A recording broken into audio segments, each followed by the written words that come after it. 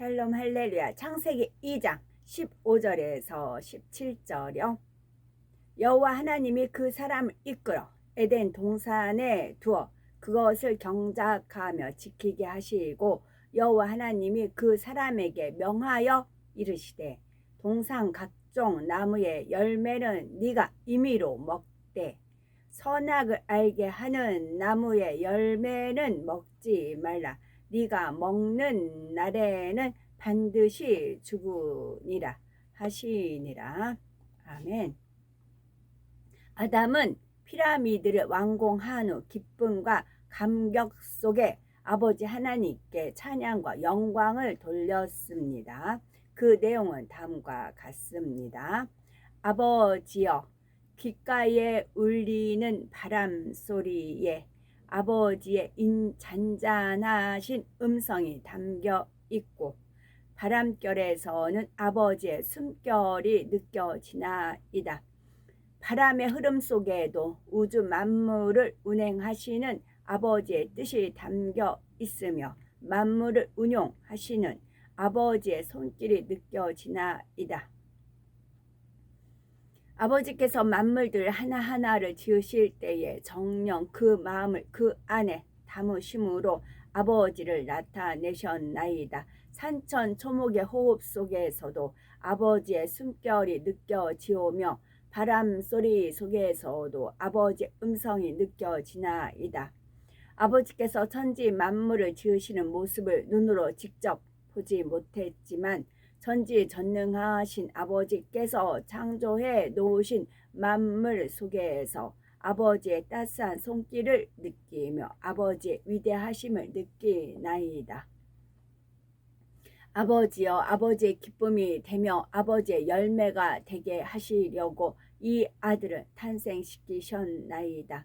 이 아들이 아버지의 사랑을 입고 아버지의 은택을 입어 만물 중에 높이 세워졌나니 아버지여, 이 아들의 입술을 통하여 찬양과 영광을 받으옵소서. 아버지께서 처음부터 이 모든 것을 지으시사 아버지의 사랑을 펼치시고 그 마음을 곳곳마다 담아 놓으셨나이다. 이 아들로 아버지의 위대하심을 찬양할 수 있게 지으셨나이다. 아버지여, 아버지의 능력으로 이 아들을 탄생시키셨고 만물을 다스릴 권세를 주셨나이다. 그리하여 이 아들이 많은 이들과 함께 아름다운 건조물을 세워 아버지를 기리며 이 아들에게 주신 권세를 기리나이다. 우주 만물 안에 나타내신 삼위일체 하나님의 위대하심과 아버지의 모든 마음을 실어 이곳에 지은 바 되었으니 아버지여 받으옵소서. 이 아름다운 건조물이 아버지의 마음의 위로가 되며 이를 지은 이 아들의 권세와 위엄도 높이 드리우나이다. 아버지께서 이 아들을 탄생시키셨고 이것을 지을 수 있도록 능력도 주셨음이나니 이것이 오직 아버지의 기쁨이 되며 아버지의 위로가 되기를 원하나이다. 아버지여, 아버지 앞에는 이것이 아주 작은 건조물에 불과하오나 이를 통해서 아버지의 이름이 더욱 영화롭게 되기를 원하나이다. 아버지께서 주신 그 권능을 이곳에 드러내므로 만물이 아버지에게 탄생시킨 이 아들 앞에 무릎을 꿇나이다. 이 아들의 이름이 영화롭게 되나이다. 아버지여, 감사하나이다. 아버지여, 모든 영광 받으옵소서. 이 아들을 통하여 모든 영광을 받으옵소서. 아버지여, 기쁨과 위로가 되기를 원하나이다. 이 찬양 시 안에는 아버지를 향한 감사와 사랑, 기쁨이 잘 담겨 있습니다. 아담이 인간 경작을 받기 전에는 상대성을 체험하지 못했는데 어떻게 하나님께 대한 감사와 사랑과 기쁨을 느꼈을까요? 생각할 수도 있습니다. 그런데 하나님을 닮아 악이 없고 선한 마음을 가진 아담에게 어찌 감사와 사랑과 기쁨이 없었겠습니까? 물론 인간 경작을 받은 우리가 느끼는 감사와 사랑과 기쁨과는 차원이 다릅니다. 하지만 아담도 아버지 하나님께 감사할 줄 알았고 사랑을 고백할 줄도 알았습니다. 더욱이 이때는 아담이 피라미드를 지은 직후이니 그 자체로 얼마나 감격에 겨웠겠는지요. 아담은 자신이 지은 피라미드를 보면서 이전에 느끼지 못한 감동을 받았습니다. 비유를 들면 어떤 사람들도 어떤 어려운 과제를 해결한 후에 자신이 이루어 놓은 결과물을 보면서 감동 속에 눈물을 흘리는 경우가 있습니다. 이처럼 아담도 피라미드를 지은 후에 아버지에 대해 다시 한번 생각했지요. 아버지께서 자신에게 주신 권세와 능력과 지혜에 대해서도 다시 한번 생각해 보았습니다. 그러면서 더욱 큰 감동과 감격이 밀려왔지요. 더욱이 공룡의 배반 사건을 계기로 아담의 마음에 하나님에 대한 감사가 더해진 상황이었습니다. 바로 아버지 하나님께서 함께해 주지 않으시고 능력을 주시지 않으면 자신은 아무것도 할 수 없다는 것과 지금 자신이 누리는 모든 권세와 능력이 아버지께로부터 왔음을 깨달았던 것입니다. 이런 이유로 아담은 피라미드를 지어놓고 감동과 감격에 겨워 아버지께 찬양시로 영광 돌렸던 것입니다. 찬양 시에는 어찌하든 아버지의 기쁨과 위로가 되기 원하는 아담의 마음이 담겨 있지요. 그런데 찬양 시 곳곳에 아담 자신의 이름과 영화롭게 되었음을 드러내는 표현들이 있습니다. 예를 들면 이 아름다운 건조물을 통해 아버지의 마음의 위로가 되며 이를 지은 이 아들의 권세와 위엄도 높이 드리우나이다. 또한 아버지께서 탄생시킨 이 아들에게 아버지께서 주신 그 권능을 이곳에 드러내므로 만물이 이 아들 앞에 무릎을 꿇나이다. 이 아들의 이름이 영화롭게 되나이다. 이런 표현들을 보면 아담은 하나님께서 자신에게 주신 권세와 위엄을 드러내고자 하는 마음도 있었음을 알 수가 있습니다. 자신이 아버지 하나님으로부터 이 땅을 지배하고 정복하고 다스릴 수 있는 권한을 받았음을 나타내고자 한 것이죠. 쉽게 말해서 아담에게 약간 으쓱하는 마음이 있었던 것입니다. 그러나 아버지 하나님께서는 이러한 아담을 전혀 나무라지 않으셨지요. 이 땅을 지배하고 정복하고 다스리는 자로서 마땅히 그럴 수 있음을 인정해 주셨습니다. 이를 통해 아담이 하나님 아버지의 선한 마음을 다 깨우치거나 마음에 담은 것은 아님을 알 수가 있습니다. 이를 통해 아담이 아버지의 선한 마음을 다 깨우치거나 마음에 담은 것은 아님을 알 수가 있습니다. 그러나 당시의 아담으로서는 이런 표현이 자신을 드러내는 마음에서 나오는 것임을 알지 못했습니다. 자신은 오직 삼위일체 하나님께 기쁨과 위로를 드리려는 마음을 가지고 피라미드를 지었다 여겼죠. 이것도 맞는 말입니다. 아담은 하나님께서 자신을 통해 찬양받기 원하시고 영광받기 원하심을 잘 알고 있었습니다. 하나님께서 자신을 지으신 목적을 잘 알았던 것입니다. 그래서 아담은 피라미드를 지은 후에도 아버지 하나님께 영광을 돌리는 찬양시를 지어 올렸지요. 그런데 그 안에 담긴 감사와 사랑의 깊이가 좀 다른 것을 알 수 있습니다. 이것이 인간 경작을 받지 못한 마음의 한계입니다. 인간 경작을 통해 상대성을 체험하면 정녕 마음 깊은 곳에서부터 감사와 사랑이 우러나지요. 창조주 하나님 아버지 하나님 앞에 철저히 자신을 낮추고 오직 하나님만을 높이는 마음이 됩니다.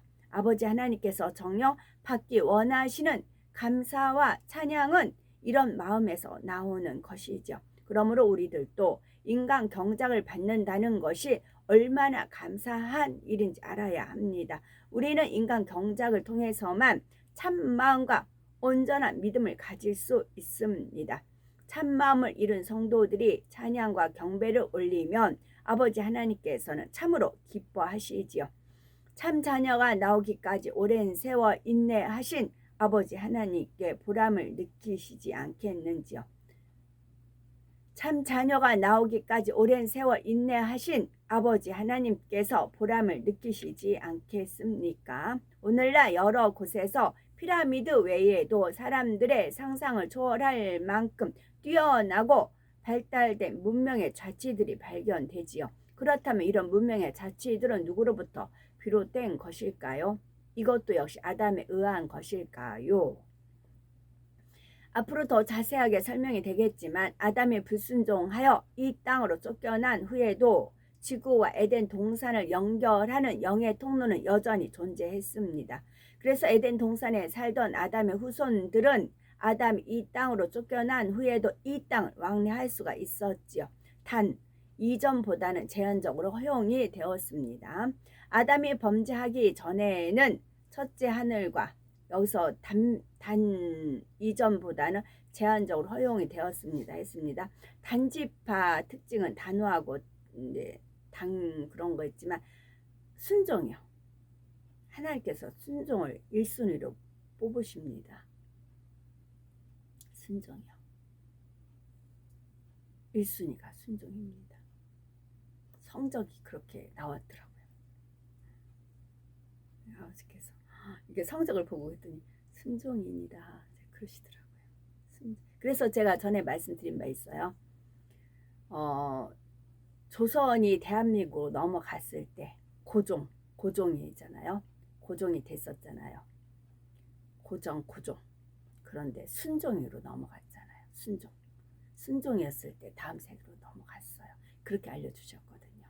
순종했을 때 조선이 500년 조선이 대한민국으로 넘어갔어요. 순종이었을 때 마찬가지라고 했어요. 마찬가지로 천년 왕국 들어가잖아요. 그러면 단지파는데 하나님 언약궤를 중심으로 해서 모든 리드급으로 그러니까 예수님의 12 제자로 시작을 해서 쫙 펴졌듯이 역시 마찬가지거든요. 그랬을 때는 순종이더라고요. 순종을 1순위로 사심이 없고 그렇게 성적이 나오더라고요.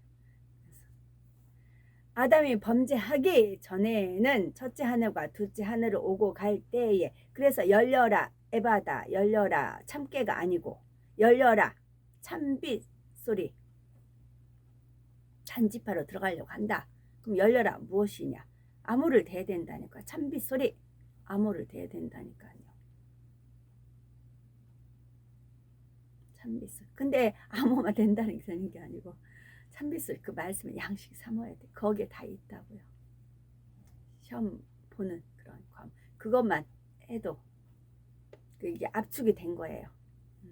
81편 말씀. 아담이 범죄하기 전에는 첫째 하늘과 둘째 하늘을 오고 갈 때에 아무런 제재를 받지 않았죠. 아담이 에덴 동산과 첫째 하늘 전부를 정복하고 다스렸기 때문입니다. 참 그리고 제가 백부자 대시판이 지구에서 일어난다 말씀을 드렸잖아요. 첫째 하늘이더라고요. 첫째 하늘.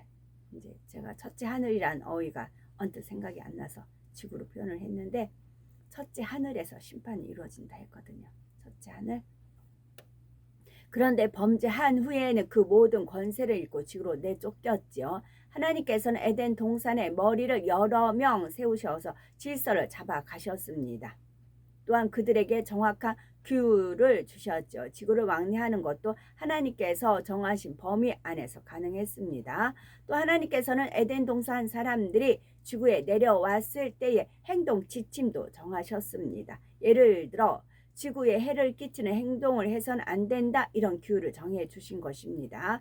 그런데 간혹 규율을 어긴 무리들도 생겨났습니다. 그로 인해 파생된 일들이 있습니다. 이렇게 아담이 에덴 동산에서 낳은 후손들이 이 땅을 왕래하는 가운데 남긴 흔적들이 많이 있습니다. 오늘날 불가사의하게 여겨지는 고대 문명의 유적들이 대부분 에덴 동산 사람들의 흔적입니다. 처음에 에덴 동산의 사람들이 이 땅으로 내려온 목적은 조상인 아담을 보기 위함이었습니다. 그러나 시간이 지나면서 그 목적은 흐려지고 점차 호기심 가운데 이 땅을 찾게 되었지요. 아담이 피라미드를 남겼듯 그들도 이 땅에 자신들의 흔적을 남겼습니다. 에덴 동산 사람들의 지구 왕래는 노아 홍수 전까지 비교적 자유롭고 빈번했습니다. 노아 홍수 이후에는 더 많은 제약이 따랐죠. 그럼에도 에덴 동산의 사람들은 UFO를 타고 이 땅에 내려오면 곳곳에 자신들의 흔적을 남기고 갔습니다. 바로 그 흔적들이 지금도 세계 곳곳에서 발견되고 있죠. 예를 들어서 페루의 나스카 지상화를 들 수가 있습니다. 그 땅에 커다란 그림 그려져 있는 거 있죠.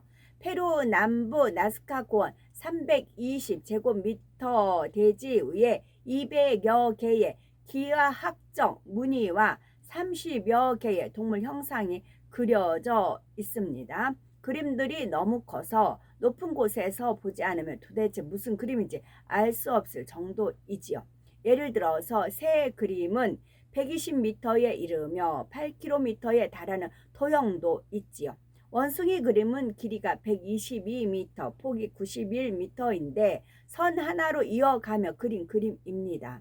또 거미 그림은 세계에서 가장 희귀한 거미로서 아마존 열대 우림의 오지에만 살고 있는 니치눌레이를 정확하게 묘사한 것입니다. 사람들이 현미경이 아니면 볼 수 없는 니치눌레이 거미의 생식기까지 그려져 있었죠. 또한 최근에는 인공위성으로 보지 않으면 식별을 할 수 없을 만큼 거대한 문양도 발견됐습니다. 나사의 자원 탐사용 인공위성 랜드세트가 나스카의 상공 900km 지점에서 촬영한 화상에 그 모양이 나타났지요. 이 거대한 도형은 지나치게 크기 때문에 비행기의 고도에서는 발견되지 않았지만 상층권 이상의 우주 공간에서 관측하자 모습을 드러낸 것입니다. 전체 길이는 무려 50km로 화살표의 형태를 하고 있습니다. 게다가 이 화살표는 정남쪽을 가리키고 있습니다. 거대 화살표 모양입니다. 그림이. 이 화살표는 산, 골짜기, 강을 넘어 대지 위에 곧바로 직선을 그리고 있기에 도무지 자연의 산물이라고 볼 수는 없고 명확하게 인공적인 것임을 알 수 있습니다. 누군가가 아주 높은 고공에서 레이저 광선 같은 고도의 기술을 사용해 지표의 토지를 미묘하게 변화시켜야만 이런 그림을 그릴 수 있다고 합니다. 그런데 나스카 고원은 너무 건조해서 사람들이 접근하기 어려운 불모지이기에 역사적으로 사람이 정착한 적이 없었답니다.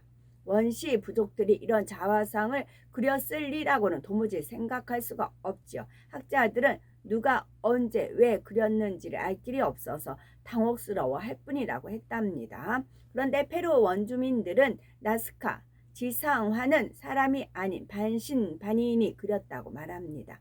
반신반인들은 몇천 년 전에 안데스 산맥 여기저기에도 여러 흔적을 남겨 놓았다고 하지요. 전설처럼 전해 내려오는 반신반인의 존재들은 바로 아담이 에덴 동산에서 낳은 후손들입니다. 아담이 에덴 동산에서 낳은 후손들이 지구에 와서 남긴 흔적의 예를 말씀드렸습니다. 바로 미스터리 서클, 크랍 서클입니다. 미스터리 서클이란 들판 한가운데에 수십 미터 이상의 원형 또는 기하학적인 모양으로 농작물이 눌려 있는 것을 가리킵니다. 1970년 후반부터 주로 발견되기 시작하여 현재까지도 매년 여러 건이 확인이 되었습니다. 이 현상의 특징은 먼저 야간에 만들어지며 짧은 시간 내에 만들어진다는 점입니다.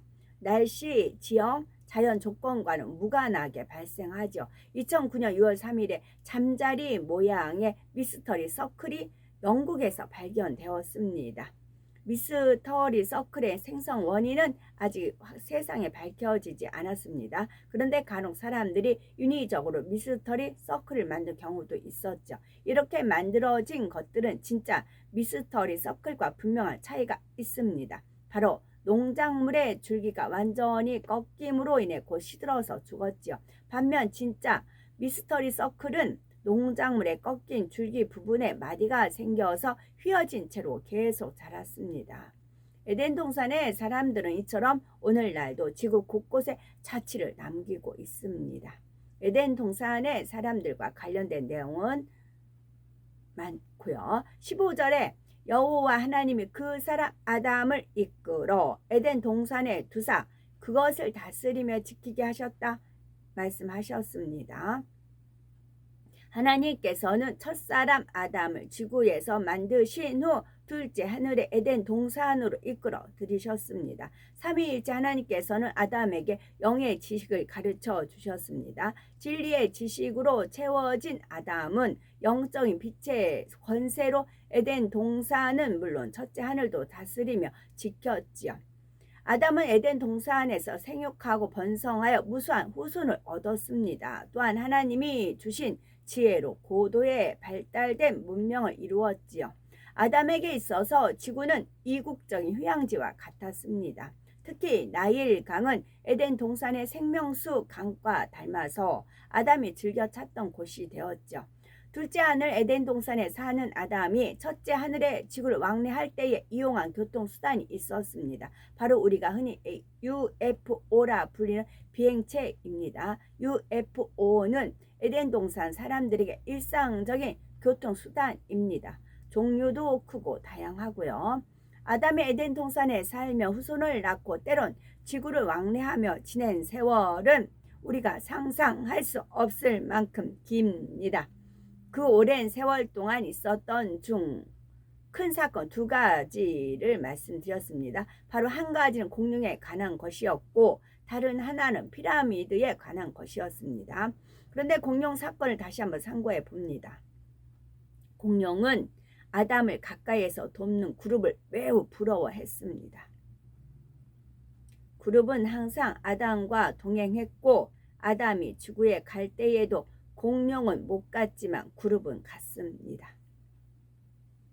이런 그룹에 대한 공룡의 부러움은 점차 커져서 급기야 사단의 역사를 받기에 이르렀지요. 우리도 그룹처럼 될 수 있다. 그 열쇠는 바로 선악과를 먹는 것이다. 공룡의 생각이 여기까지 이르렀습니다. 그래서 공룡은 선악과를 먹게 해달라고 아담에게 청해 보았지만 아무 소용이 없었지요. 선악과는 공룡은 물론 아담 자신에게도 금지된 것이라는 답만 돌아왔습니다. 아담이 잘 타일렀는데도 공룡은 납득하지 못했죠. 그룹처럼 되고 싶은 마음이 너무나 크게 자리 잡고 있었기 때문입니다. 그러던 중 아담이 피라미드 세울 곳을 물색하기 위해 에덴 동산의 모든 그룹을 데리고 지구로 간 날 공룡은 선악과를 향해 나아갔지요. 원래 그룹의 일부가 선악과 나무가 있는 에덴 동산 중앙 지역을 지키고 있었는데 그날은 그룹들까지 지구로 갔기 때문입니다. 그런데 공룡들이 선악과에 이르기 전에 하나님께 발각되었고 모두 함께 지구로 쫓겨나고 말았습니다. 공룡 사건을 다시 되짚어 본 것은 에덴 동산의 중앙에 있는 선악과에 대해 설명하기 위함입니다. 하나님께서 아담에게 선악과를 먹지 말라 명하신 말씀이 본문 16절 17절에 나오죠. 여호와 하나님이 그 사람에게 명하여 가라사대 각종 동산 각종 나무의 실과는 네가 임의로 먹되 선악을 알게 하는 나무의 실과는 먹지 말라. 네가 먹는 날에는 정령 죽으리라 하시니라 했지요. 여기서 선악을 알게 하는 나무의 실과를 쉽게 선악과라고 부르죠. 하나님께서는 아담에게 선악과를 먹으면 정령 죽는다. 그러니까 먹지 말라고 명하셨습니다. 그런데 선악과가 먹으면 죽는 과일이라면 아예 에덴 동산에 나지 않도록 하는 게 낫지 않았을까요? 선악과가 먹으면 죽는 과일이라면 아예 에덴 동산에서 나지 않도록 하는 게 낫지 않았을까요? 비유를 들면 어린 아이들이 성장 과정 중에 눈에 보이는 모든 물건을 입으로 가져가는 때가 있죠. 음식물이든 아니든 지저분하든 깨끗하든 무조건 입으로 가져가는 때가 있습니다. 그래서 특정 성분이 들어있는 세제나 의약품 설명서에 보면 아이들의 손이 닿지 않는 곳에 보관하라는 경고문이 있지요. 아이들이 모르고 만지거나 먹는 경우에 인체에 해가 될 수 있기 때문입니다. 어린아이들은 부모가 이것을 먹으면 절대로 안 된다 말해도 그 말이 무슨 뜻인지 모르죠. 그렇기 때문에 어른들은 위험한 물질을 아이들의 손에 닿지 않는 곳에 숨겨 놓거나 아예 집 안에서 치워버립니다. 자녀를 사랑하기에 해를 입지 않도록 처음부터 원인을 제거해 버리는 것입니다. 하나님께서는 지극한 사랑으로 아담을 창조하셨고 영의 지식으로 양육하셨습니다. 그런데 왜 먹으면 죽게 되는 선악과를 에덴 동산의 중앙에 두시고 먹지 말라고 명하신 것일까요?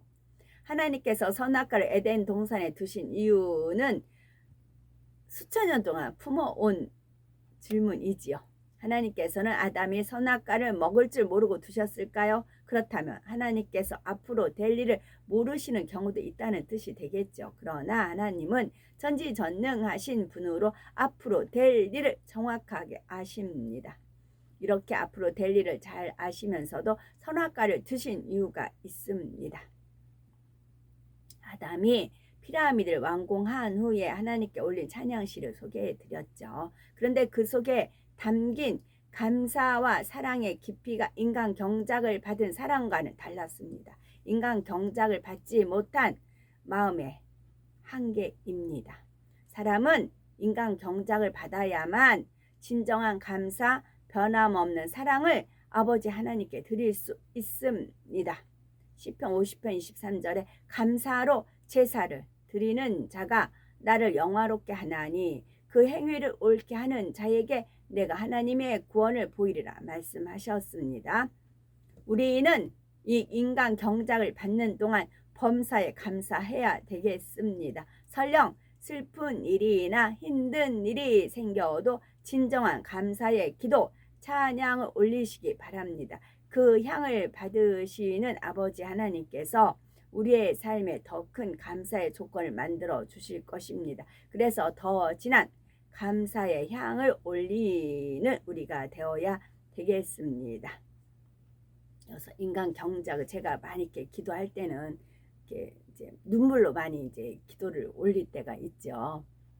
그럴 수밖에 없는 상황이, 저는 제가 어디서 태어났는지를 알잖아요. 그리고 제가 거기서 주 예수님을 안 믿었다면 사창가로 빠질 수밖에 없는 그런 모든 기질들 다 가지고 있었어요. 근데 하나님께서 철저히 그 길로 가는 걸 막아야 되기 때문에 저는 이제 노래도 못하고 못생겼고 또 어눌하고 말도 잘 못하고 사람을 이제 부끄러워하고 수줍어하고 또 이 가슴 여기에 흉이 하나 커다랗게 있다고 했죠. 그래서 패인 옷을 입지를 못하게끔 여고 시절 중고등학교 시절 때도 그 카라가 이런 그러면 옷핀을 꽂았어요. 그럼 애들이 막 뭐라고 이렇게 믿게도 왜 그러냐. 근데 이게 흉 보이는 게 싫어요. 그리고 못생겼으니까 대중 목욕탕 가기도 싫어하고 그런 모습으로 성장을 그래서 막았어요. 그 가는 길을. 아니면 그 이제 눈으로 보고 배운 게 그 길 사창가 길이었잖아요. 그래서 주 예수님 영접을 하고 나서 또 결혼도 24세에 해야만 됐기 때문에 86년도에 10월 3일에 24세 그날에 저는 맞춰야 됐어요. 그래야 또 연결이 되거든요. 그렇게 몰아가는 그런 인생을 그러니 거기서 얼마나 그런 버거운 삶을 살았겠어요. 진짜 사도 이제 고백같이 오라 나는 공고한 사람이다. 그런 처절한 싸움을 했죠. 그런 처절한 싸움을 했던 저하고 하나님만 아시죠. 그런 처절한 싸움을 했던 것이, 그러다가 이제 어제 그런 이제 뭐 하여튼 그런 그림을 보고도 예술품으로 볼 수 있는 그런 눈을 가져게 됐다고요. 인간 경작을 받음으로 인해서. 그래서 선악이요.